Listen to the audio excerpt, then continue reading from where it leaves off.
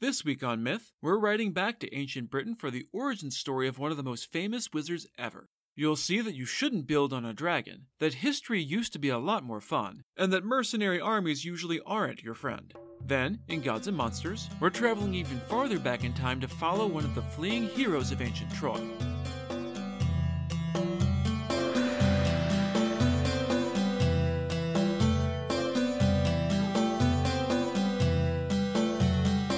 This is the Myths Your Teacher Hated podcast, where I tell the stories of cultures from around the world in all of their original, bloody, uncensored glory. Modern tellings of these stories have become dry and dusty, but I'll be trying to breathe new life into them. This is episode 98, Young Merlin. As always, this episode is not safe for work. Before we get started, I just wanted to mention that one of my favorite times of the year is fast approaching. No, not Halloween, although that's also a favorite, DragonCon. I'll be back again this year with my mythology and popular culture panel to discuss the 30th anniversary of Beauty and the Beast, the French tale from episodes 39A through I that started it all, and some of the more interesting adaptations. I'll also be on plenty of other panels of pop culture goodness to nerd out with all of you. Specifics will be posted on Facebook and the website once details are finalized. Hope to see you there. This podcast is coming up on its 6th birthday, and I realize that there's a huge, influential cycle of stories that love to pop up in modern tales which have thus far been neglected.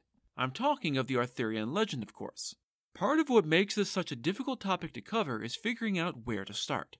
The general version that most people are familiar with comes from Thomas Malory's famous Le Morte d'Arthur from the late 15th century. In large part, this is because it was one of the first books ever printed in English, and because it tried to create a single cohesive narrative to the Arthur stories. What many people don't know is that King Arthur and the many colorful characters who people his court were added over centuries by dozens of historians, poets, and antiquarians, writing in multiple languages.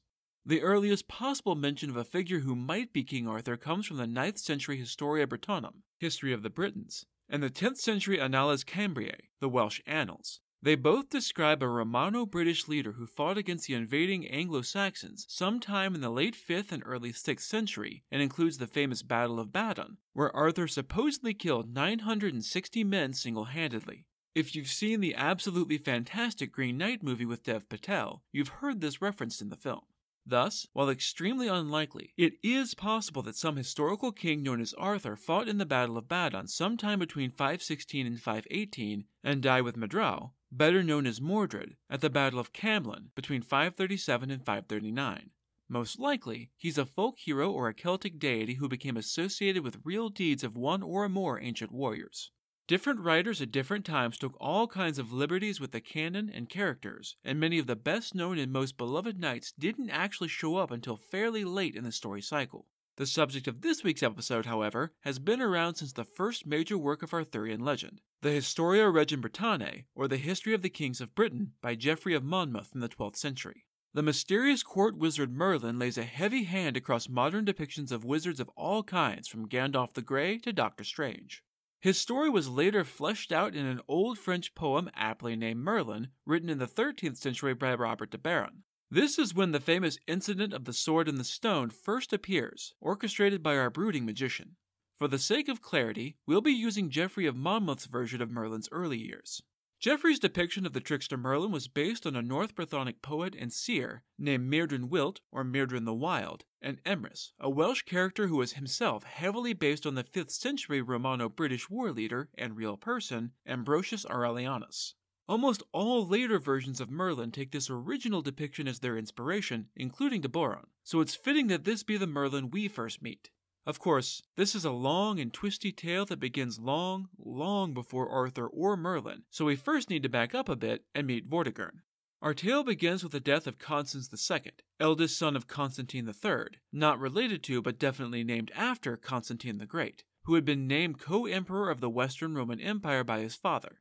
The fabulous History of Rome podcast goes into depth about these very real incidents if you're curious. In Geoffrey's version, Constans is a monk at the time of his father's death, and is persuaded to leave his monastery and take up the crown by Vortigern, king of the Goesians, who hungers for the crown of Britain himself. Constans agrees, but is a weak and unpopular king, ruled from behind the scenes by the wicked counselor Vortigern. The evil advisor whispered in the king's ear that the Picts, a fierce tribe native to what is now Scotland, were planning to bring an allied army of Dacians and Norwegians and advised him to keep a company of his own Picts in court to act as spies. As you can probably guess, Vortigern didn't suggest this out of the goodness of his heart, but because he knew the Picts didn't give two shits about Constans and could easily be convinced to assassinate him. Vortigern showered them with gifts and praise, got them very drunk, and then complained that he was going to have to leave the courts to go somewhere cheaper, since the lands granted to him by the king just weren't enough to support all of his dear, loyal friends, the Picts. They didn't care much for this, having grown accustomed to a life of ease in the court, and so they broke into the king's bedchamber, beheaded him, and then carried their grisly trophy to their best bud Vortigern. They expected him to thank them, but I haven't been calling him wicked and evil this whole time for shits and giggles. Vortigern was a vicious player of the great Game of Thrones, and he didn't hesitate. Acting shocked and mournful at this horrifying betrayal of their beloved king, he had all of the assassins arrested, paraded before the citizens of London, and then themselves beheaded for their crime. There were plenty of people who were mighty suspicious at this turn of events, but Vortigern had played his hand well, so no solid evidence could be brought against him, and he was able to crown himself king. Constans had two sons named Aurelius Ambrosius, who was a different person than the previously named Ambrosius Aurelianus, and Uther Pendragon. Fearing, probably correctly, that Vortigern would have the boys assassinated to secure his hold on the throne, their protectors smuggled the brothers out into Lesser Britain to the court of King Budas, who raised them with a proper royal education. Eventually, Vortigern's treason was discovered among the Picts, and they were justifiably enraged at the treatment of their brethren by this usurper king. They raised an army and went into revolt, forcing Vortigern to field his own army to try and put down the insurrection. As if that wasn't bad enough, he knew good and well that the two sons of Constans, the rightful heirs, were still very much alive and could return at any time. The constant rumors of their building a great fleet with the help of some foreign king to retake the rightful place certainly didn't help his peace of mind. One day, 3 long galleys full of armed foreigners landed at Kent.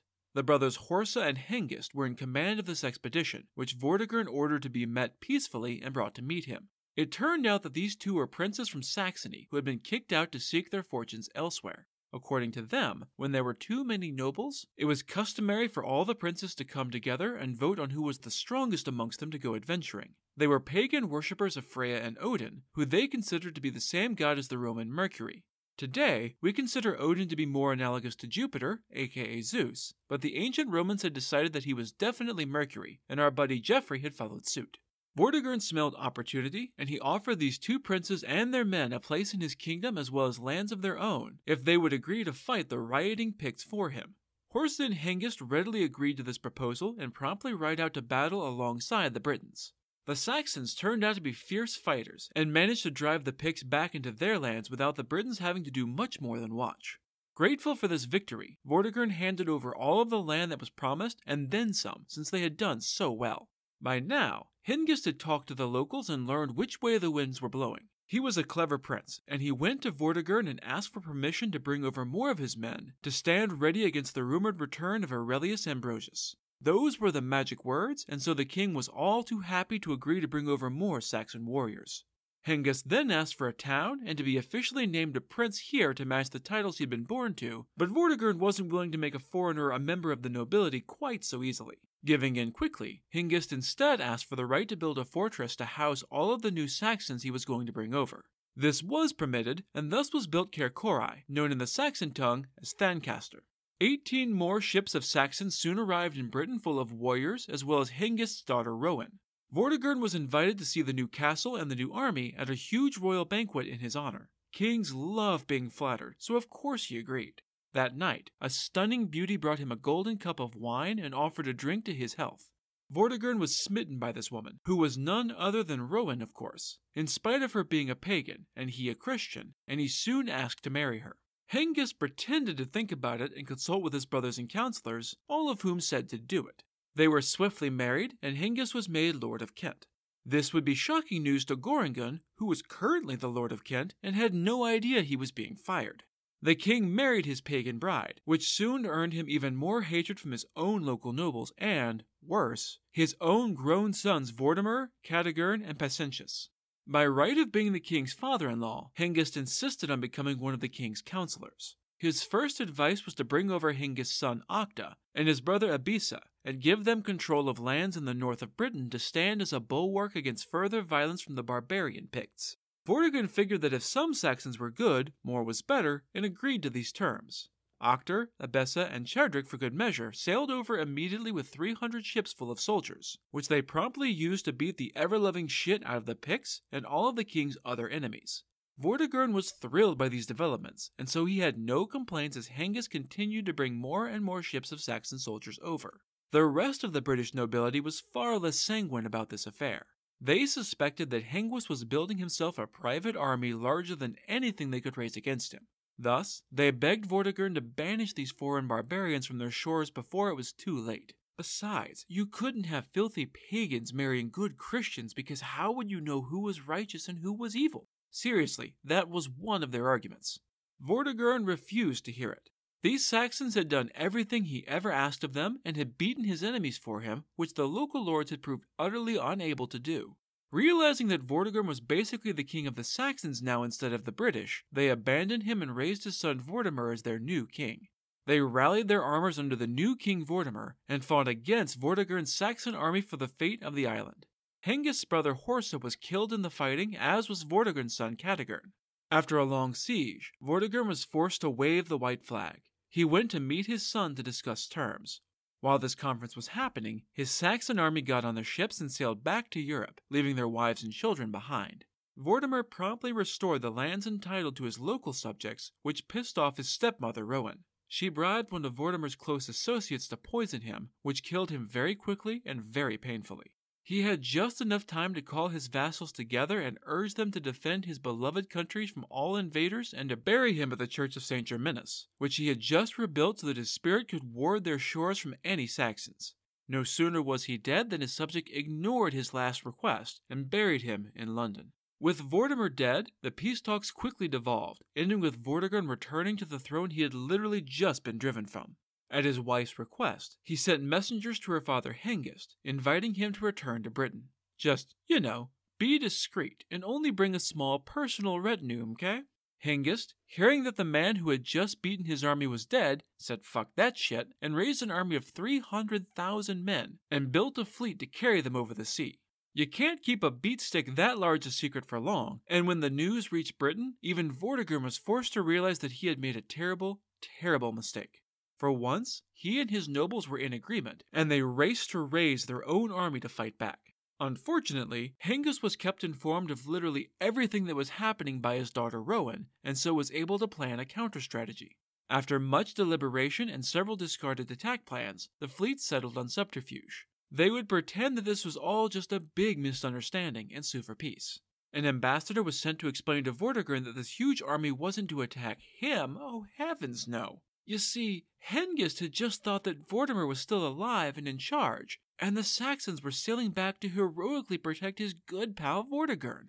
This was all easy to fix. The Saxons would land and place themselves in the king's service. He could keep as many as he wanted and just send the rest back home. Easy peasy. Vortigern just needed to set the time and place for the meeting, and they could sort this whole ugly business out completely peacefully. Wouldn't that be nice? Vortigern was apparently pretty gullible for a backstabbing murderer, and he thought that the ambassador's proposal sounded just splendid. What could possibly go wrong? Besides, he knew his nobles still pretty much hated his guts, and he would sleep better at night with Hengist and his Saxon mercenaries guarding him. As you have certainly already guessed, Hengist was a treacherous asshole, and this is all a ploy. More Saxons than were strictly necessary were brought ashore to meet with the king and all of his assembled nobles. The two groups chatted amicably about peace terms, mingling and mixing, until Hengist smiled widely and shouted, "Nemet ur Saxes," which means, "Get your knives." At this signal, each of the Saxons drew the long dagger he had hidden under his clothes and stabbed the British noble closest to him. By the time the bloody business was over, which didn't take very long at all as the nobles had been almost as gullible as their king and had come to the meeting unarmed per protocol, 460 British nobles lay dead in the dust, and Vortigern was Hengist's prisoner. The nobles didn't go down without a fight though. Many seized rocks or branches to use as blunt weapons and fought back, killing many of their attackers. One man in particular, Eldal, the consul of Gloucester, basically equivalent to a count at the time, made an extremely valiant stand. He snatched up a wooden stake that was near at hand, and with it beat 70 Saxons to death and broke the bones of many more. As more of his fellows died, the odds grew worse and worse, and he eventually realized that it was time to get the fuck out of Dodge. Wielding his deadly cudgel, he made his escape and retreated to the relative safety of his own city. Vortigern, on the other hand, was a miserable fucking coward. He barely bothered to try and fight back and, after being captured, agreed to give Hengist anything and everything he asked for in exchange for the captured king's life. He swore binding oaths and signed documents granting them all of the great cities and fortified places. With those in hand, they force-marched the captive king back to London and sacked it, followed by York, Lincoln, and Winchester. Once the Saxons had basically everything, Vortigern was allowed to wander freely as the king of jack shit. Not knowing what else to do, he went to his home city of Cambria and hid. With no other brilliant ideas, Vortigern decided to try magic. Literally. He called together the local magicians and asked them to tell him what to do. He was in deep shit and willing to listen to anyone. They looked around and suggested he build himself a tall fortified tower in the city, since, he'd given literally every existing fortress to the Saxons, and it might be good to have somewhere defensible. I don't think you need a magician to tell you that, but it's still not bad advice. Vortigern realized that this was indeed sensible, and so began to scout a location, settling at last on Mount Error. Builders were assembled and started work on the tower's foundation. They made good progress for the first day and headed home. When they came back the next, the earth had swallowed all of their work, leaving no trace. Confused and worried, they tried again with the same result. No matter how much they got accomplished on building the tower's foundation one day, it was completely gone the next. This was clearly not a natural occurrence, so Vortigern again sought out the advice of the magicians. They talked amongst themselves, and this time they made with the hocus pocus. They told the king that he needed to find a boy who had never had a father, kill him, and mix his blood in with the cement for the tower, which just breaks all kinds of OSHA regulations. Vortigern loved drinking fucked up decision juice, and so promptly sent out messengers to find such a boy. Hey, he already had a monk-turned-king murdered, so it's not like he's going to balk at a child. They spread out across the county, and one group came to a city known as Merlin. It was a long, hot, exhausting journey, and the men decided to take a quick rest by the city gates before heading in to start asking questions. Not having cell phones to pass the time, they watched two boys playing a game nearby. One of the boys, named Albutius, got into an argument with the other about some esoteric rule infraction. "Are you seriously arguing with me, you little shit? I'm from a long line of royalty on my mom and dad's sides of the family. Nobody knows what bullshit lineage you have, Merlin, because you never had a dad, you loser." Understandably, the messenger's ears perked up at this bit of insulting gossip. They asked a passerby what was up with that strange Merlin kid. They were told that his mother, who lived with the nuns in St. Peter's, was the daughter of a king of Demetay in modern Wales, but no one knew who his father was. Heartened by this tentative confirmation, the messengers headed straight to the governor's house. The governor shrugged and figured if the king wanted a random woman and her son by a deadbeat dad, he could have them. The two were promptly shuffled off to see Vortigern. Having heard from his men that she was of royal birth, the king was very charming and respectful to her. After all required pleasantries, he asked about the father of her son. She shrugged. "As impossible as it sounds, my lord, I don't think he has a father. The closest thing I can think of was this beautiful young man who I don't think was human. He showed up the first time when I was with some friends, and he was very charming. He came back many times when I was alone, holding me and kissing me before vanishing into thin air. Sometimes, after he disappeared, he would talk to me even though I couldn't see anyone in the room with me. He was very sweet, and he eventually talked me into sleeping with him while he was in the shape of that sexy young man, and then I got pregnant with Merlin. He's the only one who could possibly be his dad." After hearing this strange tale, Vortigern asked the advice of a magician known as Melgantius. This wise man said that the ancient writer Opelius had written of this creature in his book, The Demon of Socrates. It was an incubus, a demon who was part human, part angel, and all sex drive. They were well known to take on the form of particularly pretty young men and sleep with women, so it was entirely possible that the young Merlin indeed had no mortal father. For the record, the more historical Ambrosius from Nennius's tale that Merlin is inspired by revealed that his father was actually a Roman consul, an important political figure in the Roman Empire. Merlin was in the room while all of this was being discussed and, being an exceptionally clever lad, as one might expect from a future wizard, he was very curious about why the king had called them here. Vortigern figured that a boy and a nun couldn't do much about the situation with so many armed guards around and told him the truth. Merlin considered for a moment. My king, if you will call your magicians here to see you, I can prove that they're lying. Of all the responses to being told that he was going to be executed to build a tower, Vortigern had certainly not expected that one. Figuring he had nothing to lose, the king did as the boy asked. The magicians came as bid and stood before the serious-looking boy. He paced before them with all the dignity and gravitas of a tenured professor as he lectured them. I understand that you have advised the king to mix my blood into the cement for his tower to make it stand, which is just terrible advice.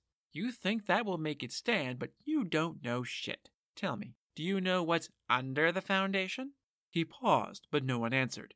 Come now, surely you thought about this. Did it never occur to you to wonder what was beneath the earth that might be responsible for all of this? Again, no one answered. In fact, they hadn't considered that, and they were starting to be more than a little intimidated by this scary little boy. Letting the silence linger long enough to make his point stick, Merlin turned to the king. Just so. My lord, I ask you to have your workmen dig down below where they are trying to build. You will find there an underground pond that the foundation keeps sinking into. The king figured this kid might be onto something if the sheepish silence of his magicians was any indicator and ordered it done. Sure enough, they did indeed find a subterranean pond. The boy smiled. Like I said. And do you lying liars know what lies beneath the pond? I mean, I know you don't since you didn't even know the pond was here, and this is purely a rhetorical question to humiliate you further, but by all means, prove me wrong and tell us. Again, there was only silence. My lord, order the pond drained. At the bottom, you will find 2 hollow stones. In each of these rocks, you will find a sleeping dragon. This was a much more fantastical claim than the pond, but he'd been completely right so far, so the king ordered it done. To everyone's amazement, there were indeed 2 hollow stones holding a pair of sleeping dragons, one white and one red, under the pond which, holy shit, if you had given me 100 guesses at what was under the pond, sleeping dragons wouldn't have come up. Everyone was now utterly convinced that this kid was divinely inspired and one magical little dude. Of course, the dragons were just a little bit perturbed by having their waterbed drained about them, and they roared their anger. Fortunately for all those assembled, they seemed to want to fight each other more than any of the gathered humans. Unfortunately for those same people, these were both the fire-breathing variety of dragon, and it was very, very scary to be up close and personal for this particular grudge match. Their battle was furious and terrible, but the white dragon soon gained the upper hand, forcing Red to fly to the other side of the pond. Enraged, Red wheeled back on his foe and attacked even more furiously than before, driving White into retreat. The king, shocked by this awesome and awful display, asked Merlin just what the hell this all meant. Merlin responded with a very, very long prophecy that we're not going to go into too much depth on. The short version is that the white dragon represents the Saxons and the red the Britons, and their battle is a portent of the struggle to come between these two peoples. Merlin also predicts a great many strange and oddly specific things that are all just vague enough and cloaked in enough symbolic imagery to feel super magic-y. It starts with the early days of King Arthur and his kingdom, but then goes on at great length to predict pretty much the entirety of English history, up well beyond the time that Geoffrey was writing. Even though Merlin obviously didn't make these prophecies, what with being fictional, people still put a lot of stock in them. Remember that Historia Regum Britanniae was intended to be a serious history, and people treated it as such. Even as late as the reign of King James VI in 1567, the words of Merlin were used to claim that his inheriting the throne from Queen Elizabeth I had been foretold. Vortigern didn't understand any of it beyond the part about the dragons that Merlin explicitly explained. Merlin scolds Vortigern for having betrayed his people and invited the Saxon scourge to their lands, and warns him to flee before the sons of Constans if he can. Furthermore, he warns the king that 2 deaths loomed in his future and both would be difficult to avoid. On the one hand, the Saxons were definitely on their way to lay waste to Britain and kill its king by burning his tower with him in it. On the other, Aurelius Ambrosius and Uther Pendragon were also going to arrive back on the island the very next day with vengeance on their minds. Vortigern's only real hope was to flee before the storm and let fate take its course. Aurelius would go to war against the Saxons and emerge victorious over the corpse of Hengist and be crowned king. Alas for him, after restoring peace to the country, he would be murdered by poison. His brother, Uther Pendragon, would then succeed him to the throne, only to be poisoned in turn, and Vortigern's line would have another bite at the apple. The very next day, as promised, Aurelius' ship arrived on the British shore with 10,000 men. Word of his coming had already spread ahead of him thanks to Merlin's prophecy, and the scattered Britons had gathered to rally to his banners. They crowned Aurelius king as quickly as they could and, once he was in charge, they promptly urged him to go to war against the Saxons. Aurelius listened to their advice, nodded sagely, and then ignored the shit out of them. He had sailed here to murder the man who had murdered his father, and he was going to do exactly that before doing anything else. Thus, he promptly marched his army to the town of Genrarue in Cambria, where Vortigern had tried to hole up. After waxing philosophical to Eldil, Duke of Gloucester, about how the tall walls of the city weren't going to keep him from sheathing his sword in Vortigern's filthy bowels, and then listing all of his many crimes, he set to besieging the city. Unfortunately, despite all his proud boasting, Ambrosius's army couldn't seem to break down the walls and storm the tower. He wasn't about to give up, so he resorted to an uglier weapon: fire. Exactly as Merlin had warned, Vortigern's tower didn't save his ass and he was burned alive inside. Good riddance to bad rubbish. It was an ugly end, and news of it soon reached the camp of Hengist and the Saxons. He didn't care for it one bit. Vortigern had been a coward, but Aurelius was something altogether different. He was an inspiring leader, a fearless fighter, and a superb horseman. Invading against a British army led by him would be far, far more difficult than they had anticipated. Unnerved by this change, the Saxon army retreated north towards Scotland, which at the time was considered a wild, untamed place wholly peopled by bloodthirsty barbarians like the Picts, Scots, and Dacians, as well as Norwegian pirates. They figured that, worst come to worst, they could flee there and lose the Britons. Aurelius marched his army through the country devastated by the Saxon invaders, mourning its destruction, and soon neared their foes. The two armies maneuvered around each other, with the Saxons failing to draw Aurelius into a trap. The Saxons were broken in the battle that followed and fled to a nearby town to regroup. Hengist knew that the town would not be able to hold out against the British Empire, and so rallied his troops outside the walls to make a last stand. With their backs up against the wall, literally, the Saxons fought like wounded lions and nearly won the day. If Aurelius hadn't thought ahead and placed 3,000 cavalry on his flank to break the momentum, the Britons would have been slaughtered to a man.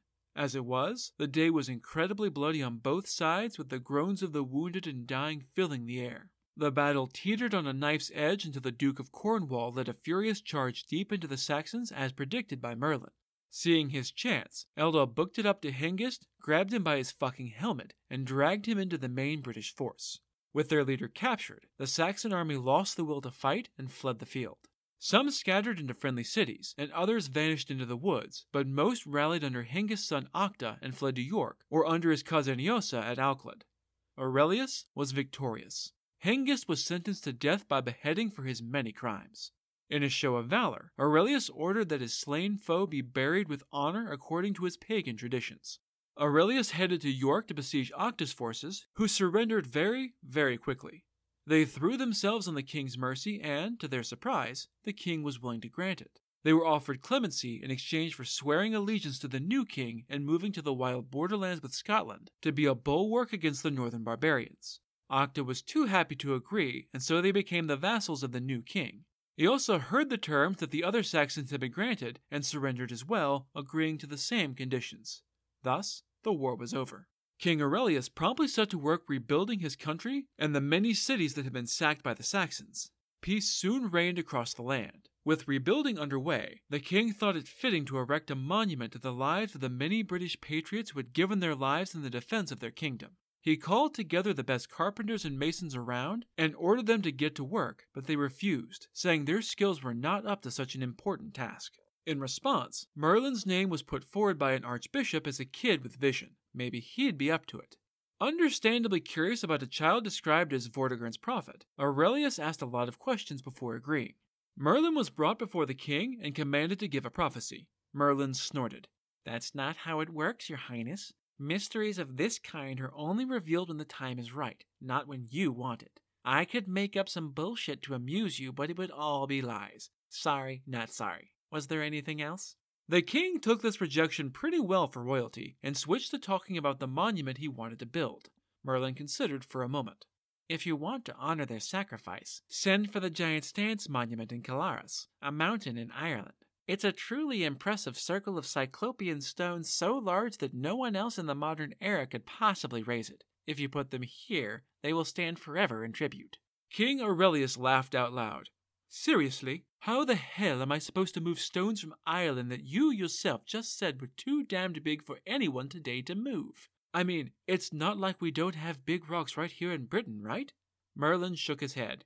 "Please don't laugh. I'm serious. These are mystical stones and have medical benefits as well. They were brought here from distant Africa by ancient giants to make a magical bath to cure any disease or wound. They would wash the stones and then wash their sick in the water, healing absolutely anyone of absolutely anything. This convinced the Britons that they definitely needed those damned stones. The king's brother, Uther Pendragon, was sent to do the job with 15,000 men chosen by Merlin himself. They gathered a fleet of ships and sailed on a fair wind to Ireland. At this point in time, the king in Ireland was a young man named Gilmanius. He was less than thrilled about an army of Britons landing on his island, and promptly raised his own army to fight them off because fuck those colonizers.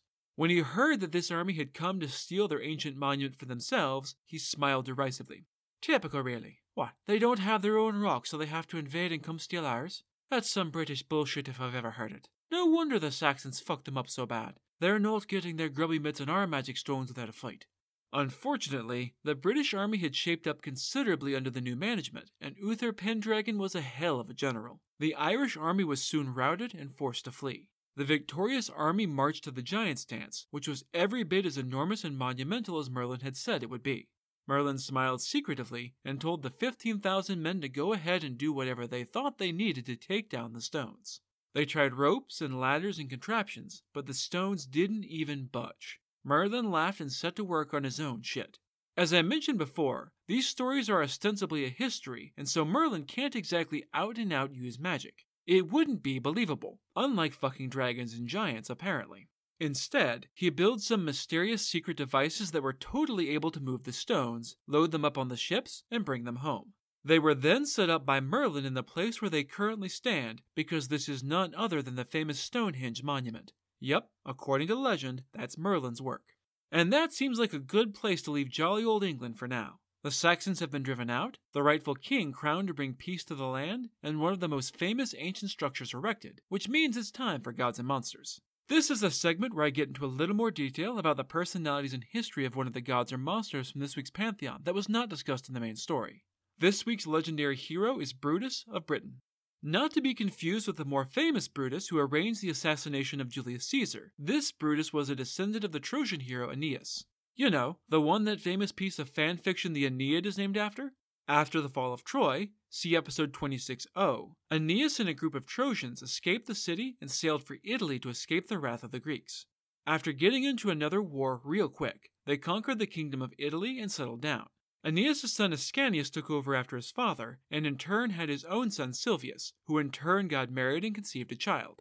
Ascanius asked his magicians to do an early sex reveal party, and it ended in disaster to rival any modern fireworks snafus.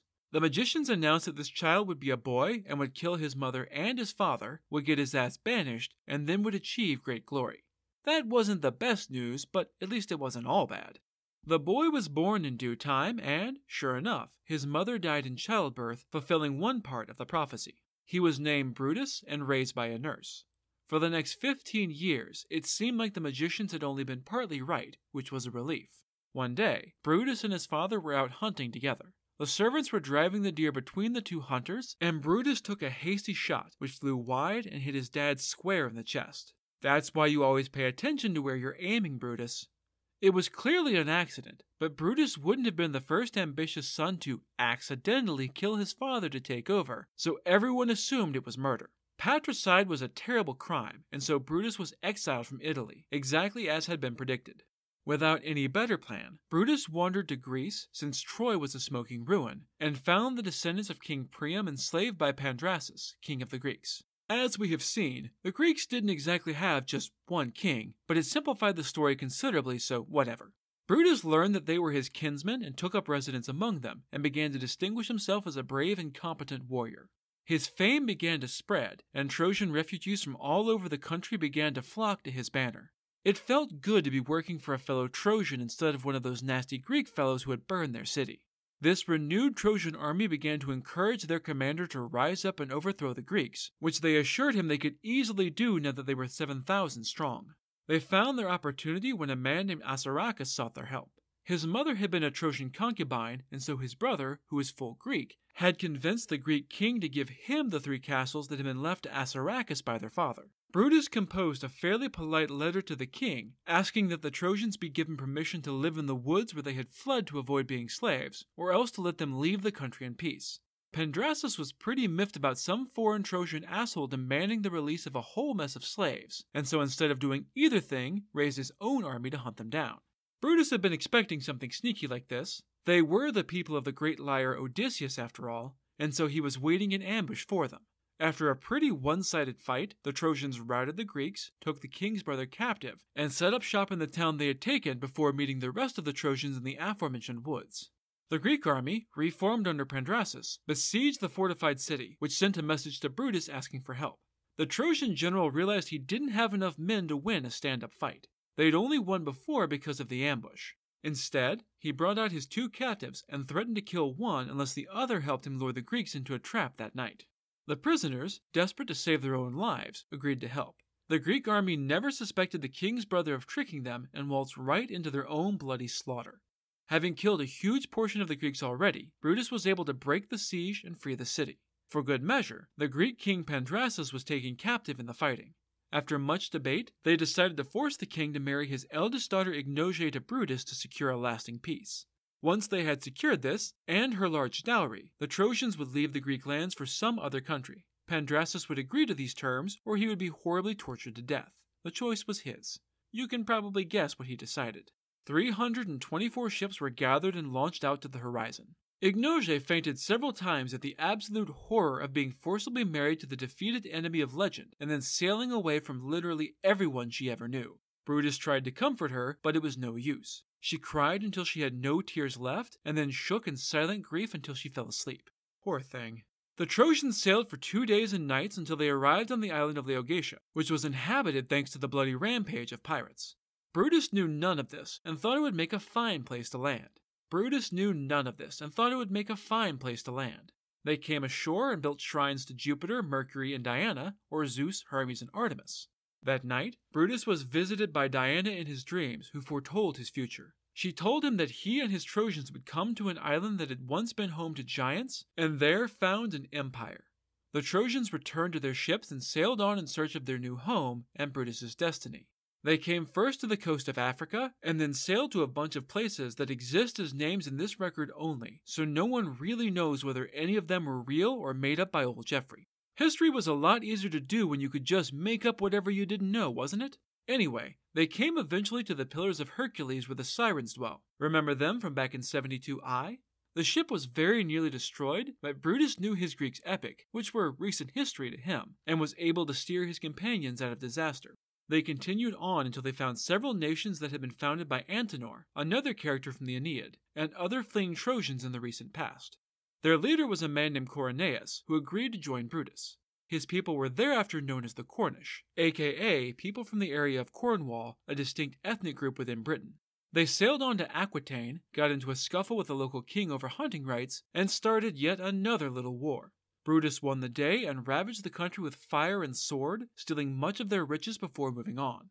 He did stop his swath of destruction long enough to found the modern city of Tours, France, setting up a fortified camp there to avoid the wrath of the kings and princes of Gaul, who were allied to Gopharius of Aquitaine, whom they had spanked. For his part, Gopharius was especially enraged by the insult of laying waste to his kingdom and then setting up their own town inside his country as though they owned it. Another battle ensued, which the Gauls felt pretty good about going into since they had 3 times as many men as the Trojans, which is usually a pretty good indicator of victory on the battlefield. The Trojans fought well, but were pushed back into their fortified camp and besieged. Brutus and Corynaeus schemed another ambush, with the Cornish warriors hiding in a nearby wood. When the Trojans sailed forth at dawn for an attack, the Cornish hit them from behind in a pincer movement. It was a bloody battle, but since the Trojans had heroes like Tyrannus, Brutus' nephew, who slew 600 Gauls before dying himself, 3-to-1 odds didn't mean a whole lot. The city of Tours that I mentioned was named for this fallen hero who was buried there. Brutus was pretty happy with another total victory, but he was also a little worried about how many soldiers were dying in this endless string of wars. He didn't exactly have an endless supply of reinforcements, and this could become a big problem very soon. He decided to abandon his war with Gopharius and Gaul in general, and sail for the island mentioned by the goddess in his vision. They sailed until they came to an island off the coast named Albion, which was inhabited only by some giants. This seemed like a pretty sweet place, so Brutus and his men drove the giants up into the mountain caves and took the land for themselves, which is becoming a bit of a habit for these Trojan assholes. Brutus decided that this was the place he had been promised, and so completely disregarding that it already had a name, he called the island Britain after himself. So you see, the British have a long mythological history of being dicks, stealing shit, and starting wars, especially with France. They split the land between the Trojans and the Cornish, and the latter place was of course soon named after them as well. The giants eventually tried to retake their land, but were all killed except for the leader Gormago, who was taken alive so that Coroneus could wrestle him. Seriously. The much smaller human broke 3 ribs in the fight, but that just gave him Hulk strength. He picked the giant up over his head, carried him to a cliff, and threw him over the edge of what is still known as Lam Gormago, or the Giant's Leap, to this day. With the original inhabitants all dead now, there was no one to stop Brutus from building his city of New Troy, which was corrupted into the name Trinovantum over many years.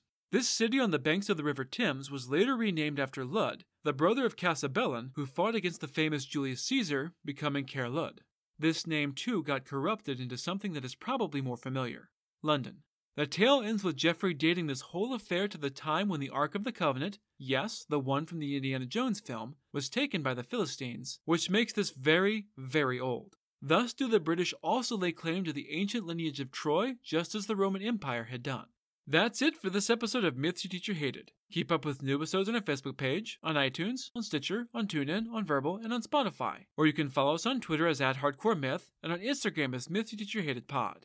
You can also find news and episodes on our website at mythsyourteacherhated.com. If you have any questions, any gods or monsters you'd want to learn about, or any ideas for future stories that you'd like to hear, feel free to drop me a line. I'm trying to pull as much material from as many different cultures as possible, but there are all sorts of stories I've never heard, so suggestions are appreciated. The theme music is by Tiny Cheese Puff. Next time, it's off to a place that has been many places, but is now the Czech Republic, for some Slavic fairy tale fun. You'll discover that being kind is a weakness, that you can be beaten for doing a good job, and that frogs are pushy. Then, in Gods and Monsters, a wild fox is going to meet a domesticated cat with maybe my favorite name from any story ever, Mr. Shaggy Matthews. That's all for now. Thanks for listening.